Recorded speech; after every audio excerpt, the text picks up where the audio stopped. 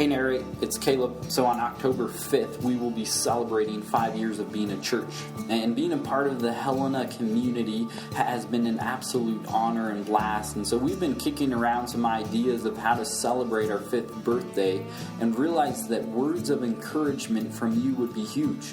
And that we would greatly value your help saying thanks to our mother churches, which are Journey Church in Bozeman and Harvest Church in Billings, as well as saying thanks to the many individuals whose buy-in make our existence possible. So here's our thoughts on how you can help us say thanks. It's by answering a simple question. The question is this: why are you grateful to have Narrate in your life and having Narrate be a part of the Helena community? So if you'd be willing to take a moment to write a thanks to Journey and Harvest and the many individuals who made the last 5 years possible, that would be fantastic. We'll then compile everyone's thanks and share them to Narrate and Journey and Harvest and the host of others who might enjoy hearing them. So please email your thanks to info@narratechurch.org, and we're really after raw and candid material, which means if you do it now,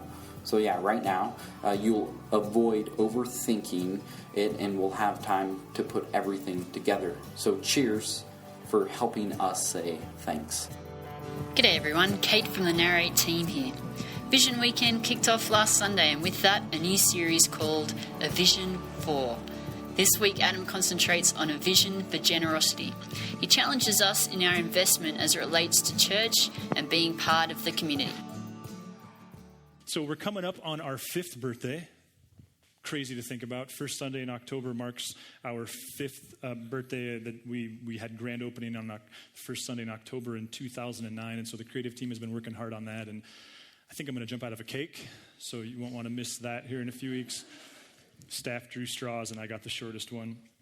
And in all seriousness, know that we are excited for that and the honor of celebrating that. And by the way, Pastor Stan Simmons will be with us, one of the greatest leaders and communicators in the whole world. Some of you remember him from last October, and asked him months ago if he'd be willing to come and share that day with us and kind of give us this like, good job, keep going, kind of veteran type of message. So it should be a blast. Of course, this summer I spent a lot of time thinking about the reality that we're moving into a new fall, and that always sets itself up with new opportunities and new challenges. And also the fact that we were coming up on our 5th birthday was a little bit weird. I kind of feel old. How about you guys? 5 years, dude. Wow. So anyway, part of what occurred to me was that the fact would be then, I suppose, that we can't really think of ourselves as a church plant. And I kind of like that moniker. We can't really think of ourselves as a young church, 4.5. It's oh man, I just had the weirdest analogy. I was thinking it's kind of like a 5-year-old who still nurses, but I guess I'll just go with that because that just crossed my mind. Like that, it's just wrong though, right? Like we can't call ourselves, so sorry if you're still nursing and you're 5. I guess what I'm thinking about there though is that, so this summer I spent a lot of time contemplating that and thinking about that and wrestling with that, and part of what occurred to me is though we probably can't think of ourselves as a 5-year-old or as a church plant anymore, as a 5-year-old church, one of the things that we did from the very beginning, even before the beginning of the beginning, was to establish that we wanted to set ourselves up to always function like a church plant. Part of what we said is we want to be, one way to say it was a perpetual church plant. And for those of you that maybe aren't familiar with church or church planning, what we mean by that is not altogether different than the dynamics that are involved in a new startup business. Because there's this energy and there's this risk and there's this there is no safety net and we could cease to exist in a day's time. And there's this reality that to be a upstart church requires a lot of buy-in from a lot of people. And that one in particular was where we really drilled down. In fact, for us, part of why we love meeting in public space and not wanting to own our own building is, quite frankly, even for us to pull off the Sunday gathering requires a whole bunch of energy from a whole bunch of people who are already busy and have other things going on in their lives. And we kind of like the check that provides us and making sure that we're really a community who's really passionate about this and buying into this. And so when we say it's perpetual church plant, we've just always, and myself and the staff and the council have always tried to make sure that we're remembering that we've never wanted to get to that kind of established, we'll be here forever kind of mindset. In fact, part of what occurred to me this week was that we've visited these kind of strategic places several times over the course of our existence. And the natural inclination, not altogether different than when you face change, is to initially loathe them and fear them and step away from them, something we'll talk about in a series starting in October called Necessary Endings. But in fact, those are actually opportunities. Like, I remember way back in 2008, lots of time and energy in the years leading up to 2008 in terms of will we plant this church and should we plant this church and who will plant this church and all of the assessing and training that I went through. Finally, in 2008, the light turned green. The mother churches said, let's go for this. And the next strategic objective that I was given was you've got 9 months to build a launch team. Now, a launch team in church world is just the startup team, what you might think of as the strategic energy needed, the critical mass required to pull it off. It's really a gauge of, yeah, you've got this idea, but you get paid for it. Does anybody else have the idea? Does anybody else get passionate about the idea? Is God really in this, or is this just your idea? And so that kicked into gear this 9-month process where there were lots of meetings and lots of conversations, both with people in Helena as I was traveling here once a month, and with people back in Billings where I was on staff at a church and leading this really neat organization, community called Mosaic. And at the end of that 9 months, there were 35-ish people from Billings who said, yes. Like we so catch the vision of this that we are going to uproot our families, uproot our lives, our homes, our jobs, and we're going to move the 240 miles to Helena to make this thing happen. Not like on a white horse, but with a white towel over our arms saying, how can we serve the community? At the same time, there were about 65 people from Helena. We did a couple of things strategically. One were these, what we called preview services, the last Sunday of every month, June, July, and August of 2009. And at the end of that season, there were about 65 people from Helena going, yes, we're in. We'll serve, we'll make it happen, we'll gather, we'll scatter, we'll give. Like we so believe in this that we're willing to give ourselves to make it happen. And that is what got us to grand opening. And yet the moment we started grand opening, though we knew it was going to take about 100 people to get us off the launching pad, we also knew that if we were really going to get very far from the launching pad, it was going to require at least that many more to kind of catch the vision of what was going on and get excited about serving their community in that way over the course of the first year. Because those of us 100, we knew that we would work disproportionately for a year. Working more gatherings, being at all the Sky meetings, there's just more involved. So we knew it was going to take other people catching the vision to share and expand the load. And in fact, that day obviously happened. Because on the second week of our second year, we started gathering here. And I can still remember about 6 or so months into that second year, one of probably the most uncomfortable moments of my leadership experience was the weekend where I got to stand here. And what we had to talk about was the fact that we were now coming up against our next major opportunity to determine whether or not there was enough buy-in to make this thing happen for another year. And that was, it was a giving challenge. Because what we recognized is that we had made it to that point because of the time and energy and resource of a whole bunch of people back there. People who had maybe were a part of it, maybe who never were a part of it, but people who developed their giving muscle, if you will, much stronger than the lack of muscles that I have, elsewhere. And some of you will remember the challenge of going, listen, if there's going to be a year 3, it's going to be because those of us who have met Jesus and caught the vision for local church in the last year or so have caught it to the extent that they're willing to make it happen financially. And in fact, some of you will remember the week we celebrated that we were a self-sustaining church, that we were no longer burning the reserves that we'd been given by our mother churches. And that was a big moment for us. And then last summer, we went through another one. And again, like the tendency is to loathe these when they first come up, and yet we look back on them and go, no, it's confirmation that God is still in this, because we don't want to be a church for 50 years if God's not in it for 50 years. And last year, you remember, we started going, hey, there aren't very many seats around here. And some of you are going, that hasn't really changed, to which I'd say, there's an 11:30 and an 8:30 and lots of seats, and the Broncos don't play till 2, so you'll be just fine. But remember last summer and fall, we started talking about, hey, we're going to have to add another gathering. And part of the risk involved with that was, man, adding another gathering involves 50% more weekend scatterers or servers at our gatherings. And part of the scare there was, man, what if we take so much of our volunteer energy to make the gathering thing happen that when we scatter, we won't be able to scatter anymore because everyone's tired, because everyone's on the kids team or the hospitality team or something like that. And we just talked very matter-of-factly about the fact, like, hey, guys, we need to add one. And some of you remember we stood there in those early months in December and went like, hey, who will go to the 8:30? Because we don't think that's going to be a highly attractive time. And who will go to the 11:30? Because that doesn't seem all that attractive either. And we had this critical mass, both in terms of the time commitments as well as the teams. We had even had to build new teams, and it all happened. In fact, so easy it is to take for granted because it just seemed to happen as we added that third gathering in January. Here's a number for you, just to confirm that it did in fact happen. That represents the weekend attendance growth over the last year. Now, that's expected of a church that's 2 years old. It's expected of a church that's 1 year old. It's not expected of a church that's 5 years old. And to that, I go like, wow, okay, great. So this morning, and if you're new to church or new to Narrate, I'm kind of wishing that this wasn't your first experience, but also kind of liking the candor of it because you happen to show up at a weekend where we give this message about every 5 years. Which means it's the first time I've ever done it. Because this morning we're up against the next challenge, and it's not a desperate challenge. It's not there's this trepidation. It's opportunity challenge, but it's simply this. If there's going to be a year 6, if there's going to be a year 7, it'll be because people who have become a part of this movement in the last year or 2 or 3 so buy into the vision that not only are they willing to gather and scatter with us, but they're willing to put their money where their mouth is. And that's about as blunt as I could put it. And listen, I understand that talking about money in a place like this is about the last thing anybody wants to do. And this morning, I kind of want to help you with that. I'm not saying in the end you're going to necessarily even agree with me, but I do want to give my best attempt at going like, why do we have to? See, we grew by 31% last year, and our giving grew by 6%. Now, that's expected. When you have that much growth, it's going to take people buy-in time.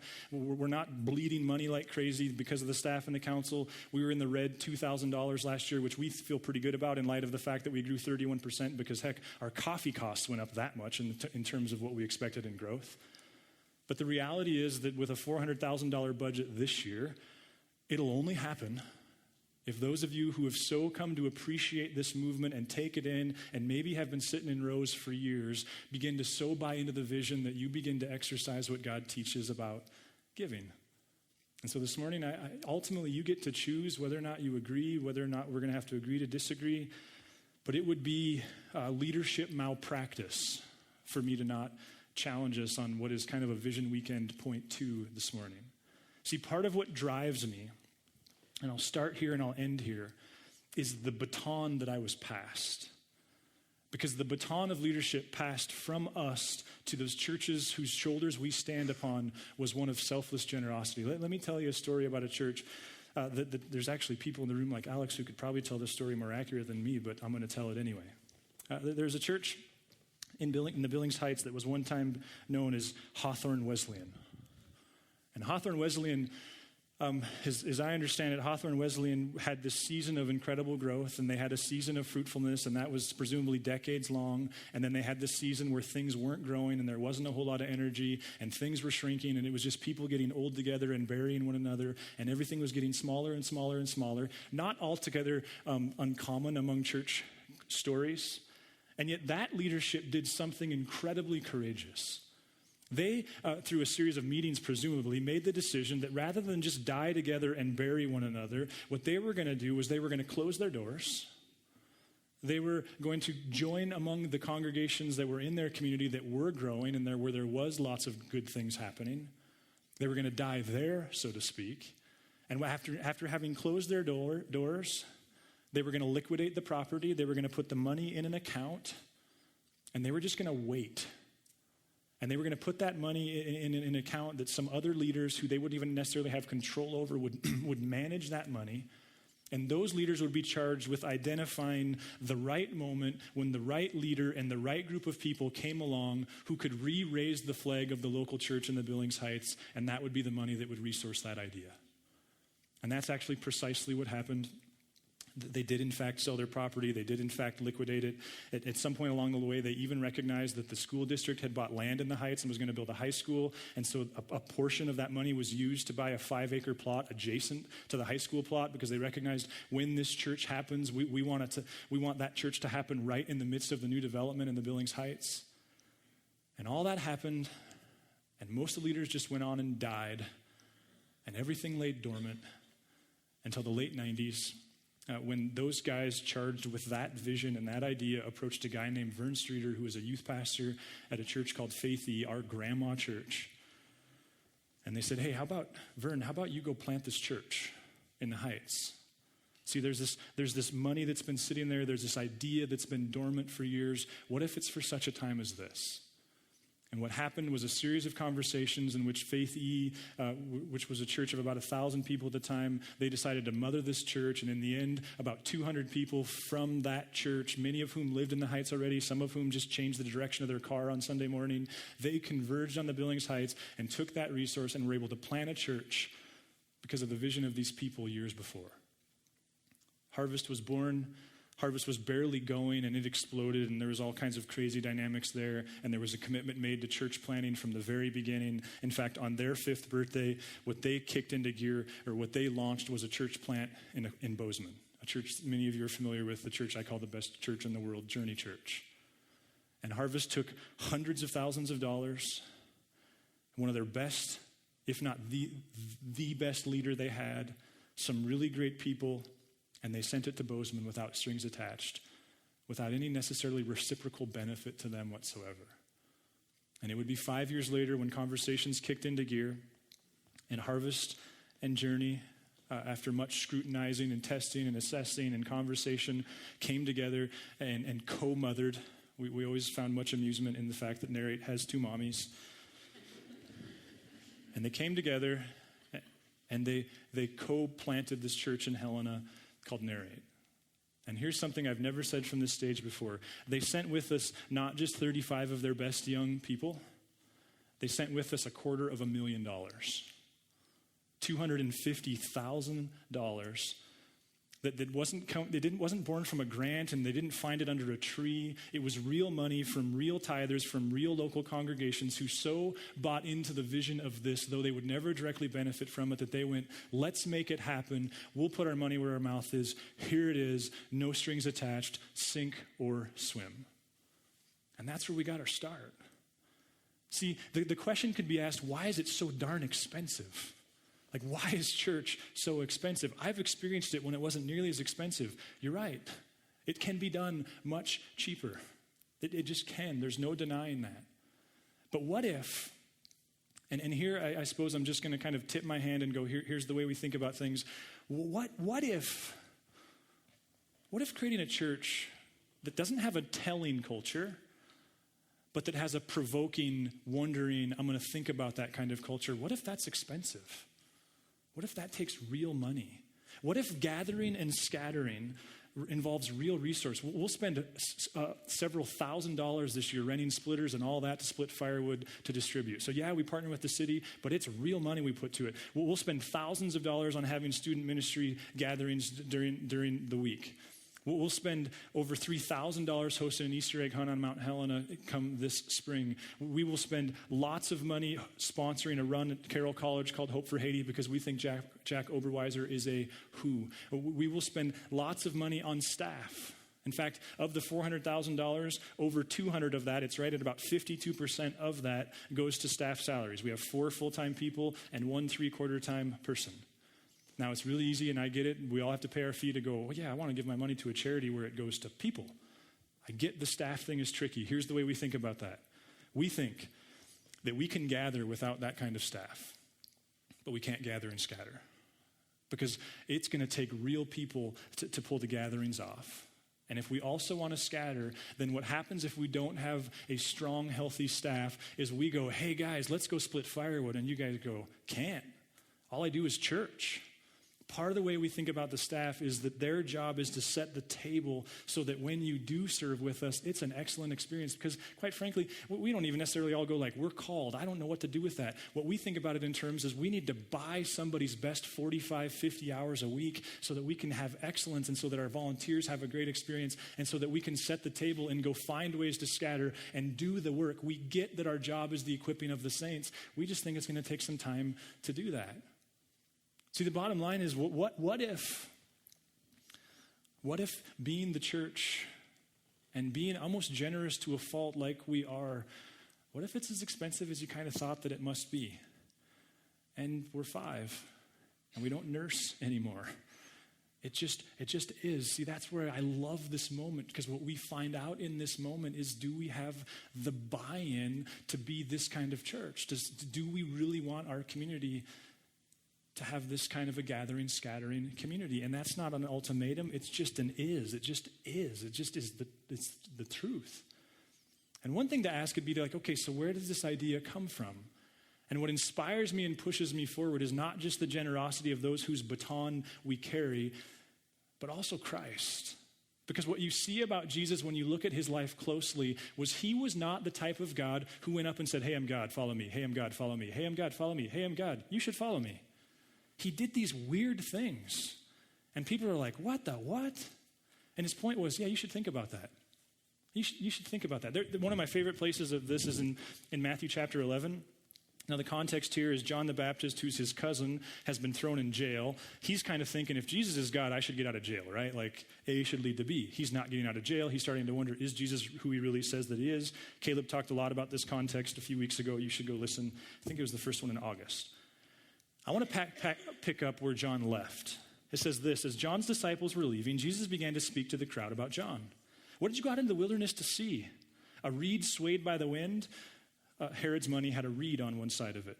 If not, what did you go out to see? A man dressed in fine clothes? Herod liked fine clothes. No, those who wear fine clothes are in king's palaces. Then what did you go out to see? A prophet?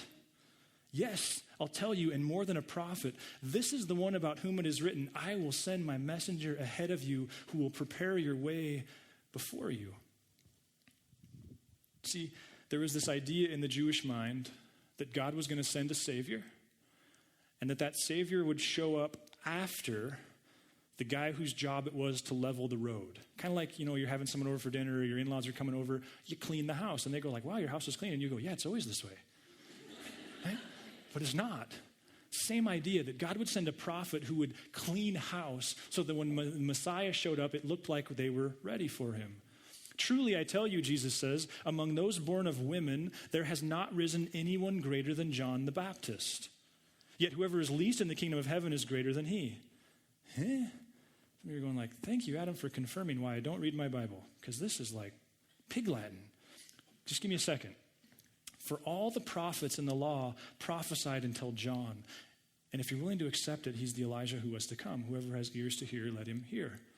See, this is where we get to the, we need people who we take their best hours and we have them prepared during the week, because I didn't have a clue what any of this meant until I allowed myself to walk through it with one of my favorite commentators, N.T. Wright. See, what's going on here is, remember, the whole context is someone goes, hey, Jesus, are you God? And he goes, let's talk about John.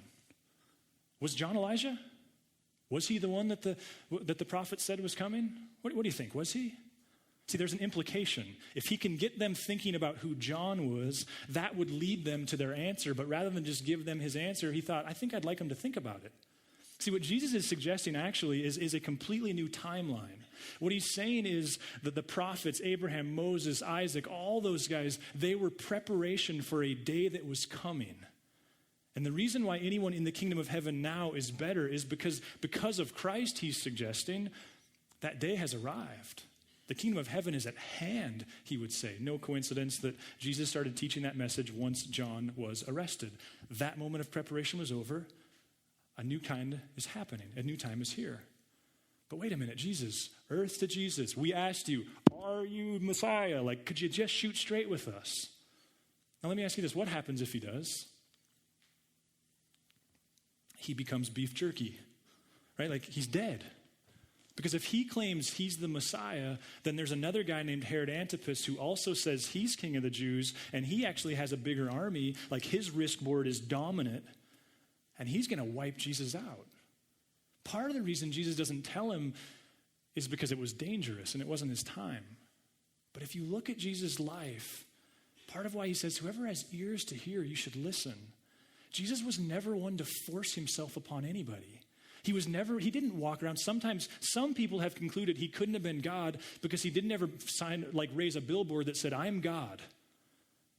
And yet what we understand about his way was he was one of intrigue. He was one of wonder. He was one who liked to provoke people to think and cause them to come to their own decisions. How much more do you own an answer if you come up with it on your own versus get told the answer? See, Jesus was one who said, rather than just tell you who I am, rather than just proclaim it, rather than just force feed it, rather than just leave a tract on your doorstep, I'm going to provoke wonder in you. And you're going to think, if you're willing, and you're going to figure out on your own. And the result of that will be a much deeper faith. See, we split firewood and we host Helena Ales for Trails, and we do this Easter egg hunt thing, and we provide meals for kids during the weekends, help do that, who can't afford to provide their own meals at their own house over the weekends. We do all those things without a logo on it most of the time, without a tract, because we see in Christ an example where he says, provoke people to think. Cause people who long ago came to a conclusion to rethink their conclusion. We think the very best answers are questions. And that's why we go like, hey, let's put a gumball machine in the lobby. Why do you need a gumball machine in the lobby? Just because we thought you might ask that question. We think whimsical is God's way. And to be perfectly honest with you, there's this commitment to a way of being the church. And our point here isn't to make you feel obligated to make it happen. That would be the anti-point. The point would be to invite you and hopefully inspire you and help you see, listen, if you, some point back there, whether it was years ago or months ago or weeks ago, if you found a place that suddenly you went, wow, this is helpful, I just want you to walk away knowing that it's not an accident, that there's people who came before you who made sacrifices to make this place happen. And when we say we're going to be a perpetual church plant, we say we're going to operate without a safety net and we're going to keep moving forward, and we're just going to only be a church so long as there's a community of people that are actually excited about being the church, and as soon as that day passes, then we'll go find somewhere else to be. See, it's not about a thread, it just is. And my hope is that when Sarah or Caleb stand up here and talk about wood splitting or student ministry, because you're vested financially, you own that. Because you don't have time to split firewood every time, and you don't have the energy to chase around middle school students. But you make it happen, because that's what the church does. I was at a conference last spring. It's my very favorite think tank in the world. It's a conference called Q. It was held in Nashville, Tennessee this year, which made it all the more easy to enjoy it.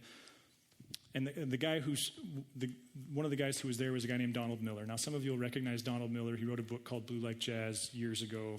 If you want to feel old, like Wikipedia, what year that book was written. It became a bit of a memoir, or maybe a better word, like a manual for young evangelicals to understand life and faith in a post-Christian world. So I knew he was one of the speakers there, and I knew that one of the breakouts on the last day was with Donald Miller. And so I was excited when I was among Teresa and I, like the 100 or so people that got to get into this breakout, because that's what they do the last day, is you kind of pick breakouts. And what Donald Miller's done is, after becoming rather an expert on story, he's relocated his life to Nashville to start a marketing firm. Because his conviction is what makes for effective marketing is the same thing that makes for effective storytelling. And in fact, that's what marketing is storytelling. And so we sat in there and listened to him for a couple hours talk about what makes a good story. And some of you will remember this from college, because it's not all that complicated, that every story has a hero.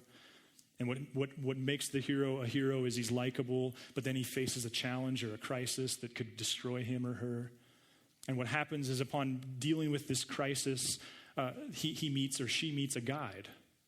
And the guide helps her navigate the crisis. And if she is successful in navigating the crisis, and the story is a comedy, and if she's not successful, it's a tragedy. I mean, it's just that simple, 3 parts. That's every movie you've ever watched that was worth watching. And so he shared all that and talked about how the same is true of marketing, that's what marketing does, is it takes a person who has a crisis, and a good product helps identify with their crisis and helps be the guide through their crisis. So at the very end, it was good, and I'd heard some of it before and was thankful for the reminder. But at the very end, a guy raised his hand and asked the question that I think many of us were hoping would be asked. Because about a week prior, maybe it was 2, Donald had published a blog article, very strong follower,ship, in which he declared that going to church on Sunday morning was about the biggest waste of his time that he could ever imagine. So here you have a Christ follower who has been a hero of church leaders and young leaders for over a decade, declaring, I still follow Christ, but it's a far better use of my time to grab breakfast with friends than it is to go to church on Sunday morning. Now, I don't follow that stuff much. I just kind of scanned my Twit feed and saw it, and it wasn't a new idea. I've not even read the article, but I was still fascinated to know, like, man, I want to get this guy in the corner and see how he answers that one. I just want to hear what he has to say. I'm not offended or don't feel the need to defeat him. Like, I just want to hear where he comes from. Sure enough, someone raised their hand, and you could tell that they were articulating the very question that many of us were wondering about.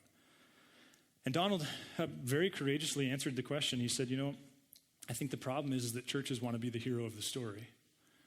I think the problem is that what happens in the local church context is they say, we're the hero, we're the hero, we're the hero. And thus they say to people, come to us because we're the hero and you'll make us a bigger hero. And in fact, like what he said is he thinks churches fail to give people the autonomy that God has for them. That instead what they do is create products and systems and streams that require people to come to them to partake of their services if they're going to keep it together. And he said, I just disagree with that. He said, I think the hero of the story, it's not the church. He said, I think the hero of the story it's the young mom whose husband just left her.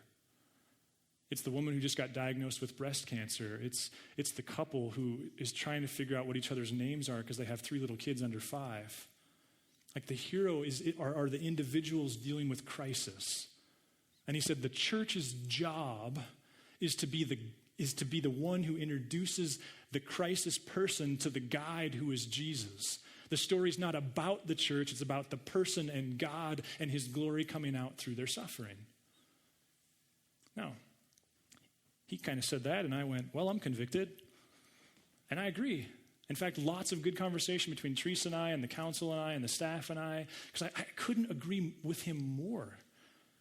Like, you don't have to look very far. Jesus talks about this. We're not going to go there in the text because I'm running out of time here. But in Matthew 20, he says to the guys, rulers and lords, like they use power for their own gain. But we're not going to roll that way. In Revelation 2, you should look there.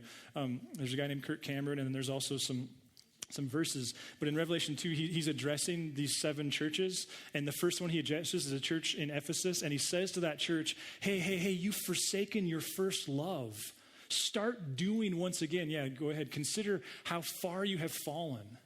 You've forsaken the love you had at first. Consider how far you have fallen. Repent and do the things you did at first. What's he saying to them? You used to do things for others. Now it's about you, he says. Listen, I think all of us can relate to any business, any organization. Anything can turn in on itself and become an end unto itself. It's easy to start an organization, start a movement, have an idea that begins as we're going to serve others, and in the end becomes its own purposeful end unto itself. That's easy. Couldn't agree with Donald more. Just couldn't agree with him more.